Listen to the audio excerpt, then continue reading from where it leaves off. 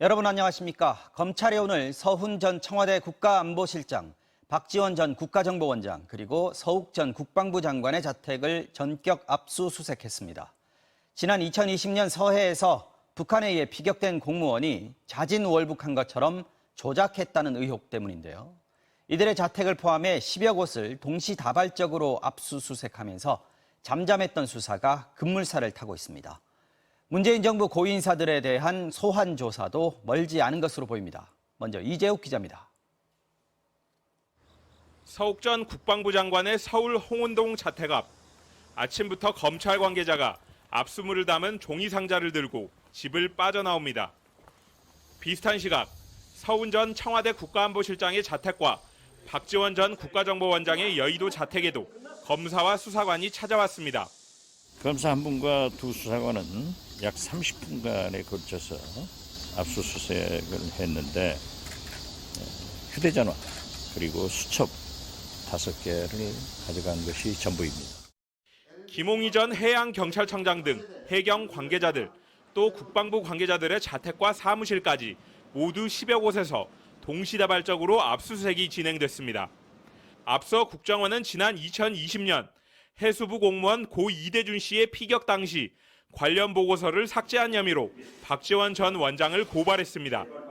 서훈 전 실장은 고인이 자진월북한 것으로 조작을 지시한 혐의로, 또 서욱 전 장관은 북한군 감청 기록 등을 삭제시켰다는 혐의로 각각 고발당했습니다. 검찰은 이들 대상자들의 휴대전화와 컴퓨터, 수첩 등 개인 기록물 등을 확보한 것으로 전해졌습니다. 검찰 관계자는 이번 압수수색은 각 기관들이 아니라 개개인을 겨냥한 것이라고 설명했습니다.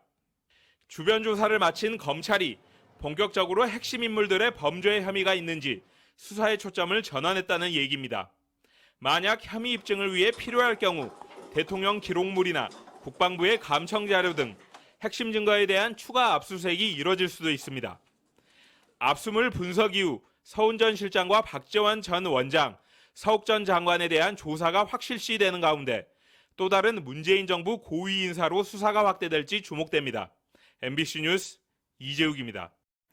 국민의힘 비상대책위원회가 오늘 비대위원을 모두 임명하고 정식으로 출범했습니다. 그런데 새 지도부의 친윤석열계 인사들이 대거 포진하면서 당 내에서는 시작도 하기 전에 도로윤핵관 비대위라는 비판이 나오고 있습니다. 김민창 기자입니다. 주호영 위원장을 포함해 모두 9명으로 꾸려진 국민의힘 비상대책위원회. 당연직인 권성동 원내대표, 성일종 정책위 의장을 제외하면 새롭게 뽑힌 사람은 전주의 엄태영 의원 등 6명입니다. 선수별 또 지역별 원외위원장의 의견을 대변할 사람, 그다음에 청년, 여성, 장애인 이런 요소들을 두고 인선을 했습니다. 가장 눈에 띄는 사람은 주기한 전 대검 수사관.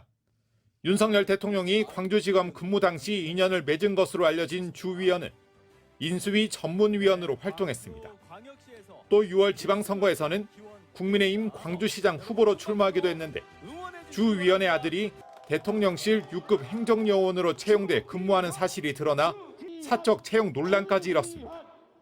비대위에 사실상 윤 대통령의 복심 한라인이 생긴 거 아니냐는 논란에 주 위원장은 한사코 지역 안배라고 선을 그었습니다. 대표성이 가장 강한 사람을 뺀다는 것도 저는 맞지 않다고 봅니다. 그래서 상당히 고심한 지점이기는 합니다. 9분 중에 한 분이 무슨 심을 반영한다고 한들 그게 뭐가 되겠습니까?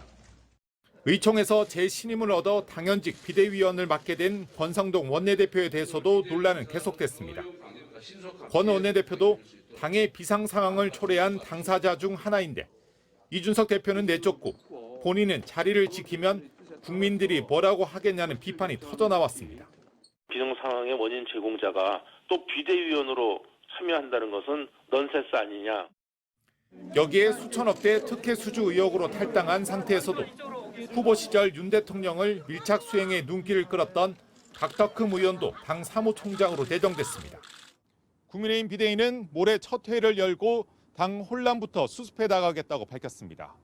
하지만 윤핵관 비대위라는 비판 속에 내일 비대위 체제가 적법한지 가처분 심리가 진행되고 이준석 대표의 여론전도 계속되고 있어 출발부터 순탄치 않은 모양새입니다. MBC 뉴스 김민찬입니다. 윤석열 대통령 취임 100일을 하루 앞두고 새 정부의 첫 번째 주택 공급 대책이 발표가 됐습니다. 5년 동안 270만 가구를 공급하겠다는 내용인데요. 공공이 주도하는 신도시 개발보다는 재건축, 재개발 규제를 풀어서 민간 주도로 주택을 공급하겠다는 계획입니다. 먼저 박진준 기자의 보도부터 보시겠습니다. 새 정부 주택 공급 대책의 핵심은 민간입니다.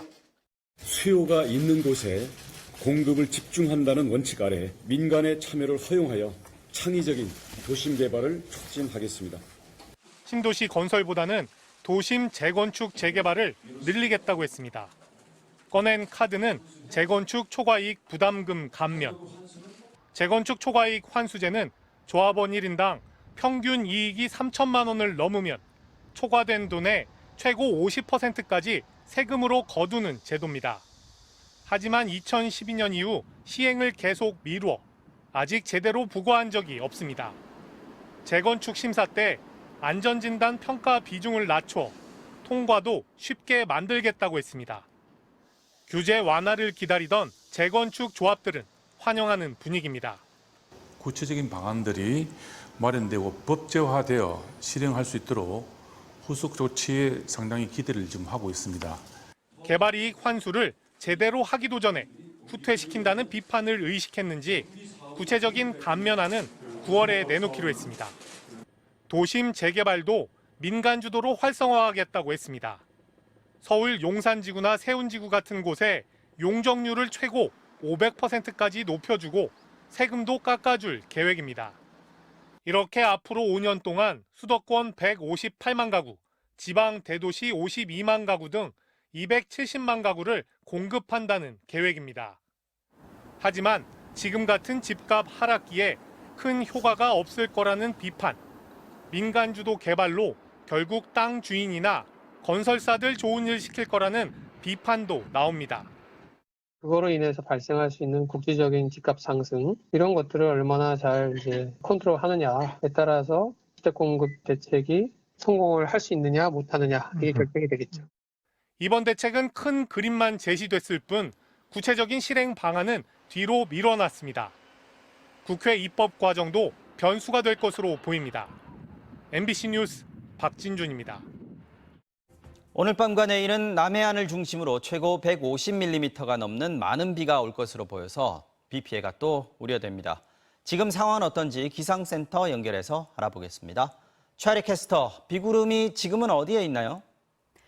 네, 현재 정체 전선은 지금도 남해안 지방에 꼼짝 않고 있습니다. 지금 비가 가장 강한 지역은 창원과 진도 그리고 제주 산지로 시간당 30mm 이상씩 내리고 있고요. 조금 전 7시를 기해서는 부산을 비롯한 경남 해안과 전남 해안 일대 다시 호우주의보가 내려졌습니다. 남해안 지방의 비는 야행성 폭우라 한밤중에는 빗줄기가 더 강해질 것으로 보입니다. 자세한 비구름 예측을 보시면 색이 짙을수록 강도가 강해지는 건데 오늘 밤 자정 이후에는 주로 부산을 비롯한 경남 남해안과 지리산 부근에 머무르며 시간당 50mm의 장대비를 퍼붓겠고요. 내일 오후에는 그나마 빗줄기가 잦아들겠습니다. 어제부터 남부지방을 중심으로 내린 비의 양입니다. 전북 완주에는 126, 김제에 108mm로 주로 호남 지방에서 100mm 안팎의 비가 집중됐습니다. 특히 시간당 강우량이 강한 집중호우라 걱정인데요. 오늘 빗줄기가 가장 강했던 논산 연무와 전북 김제에는 시간당 60에서 70mm의 비가 기록됐습니다. 내일까지 남해안 지방은 최고 150mm 이상, 그 밖에 전남 해안과 경남 해안, 그리고 제주도에 30에서 100mm의 비가 더 오겠고요. 동풍의 영향으로 강원 동해안을 중심으로도 5에서 20mm의 비가 내리겠습니다. 현재 대부분 지방에는 산사태 위기 경보도 발령 중인데요.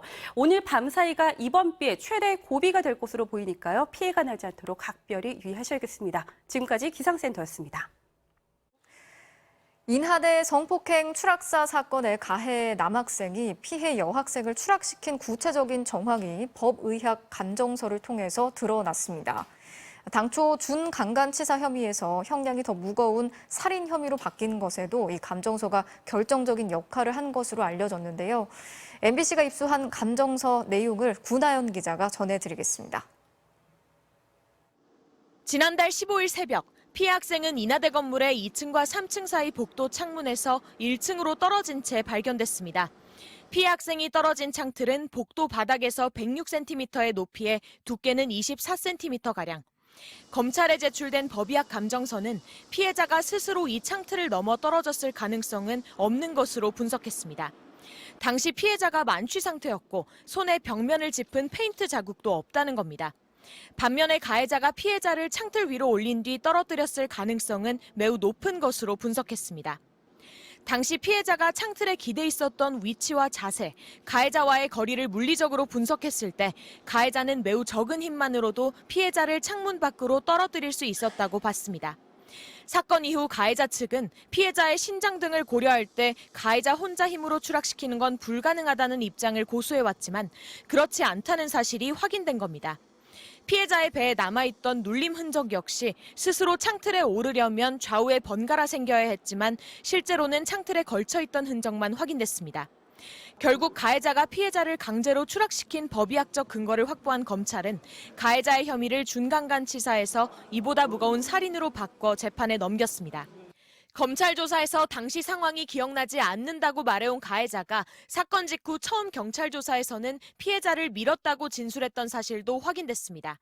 범죄 관련자들은 최초 진술 때 사실과 가까운 진술을 하게 됩니다. 그래서 최초 진술에 가장 신빙성을 부여하고 다음 달 1일 시작되는 재판에서도 가해자가 피해자를 고의로 추락시켰는지가 핵심 쟁점이 될 것으로 보이는 가운데 이 같은 법의학적 판단이 재판 결과에도 영향을 줄 것으로 전망됩니다. MBC 뉴스 구나연입니다.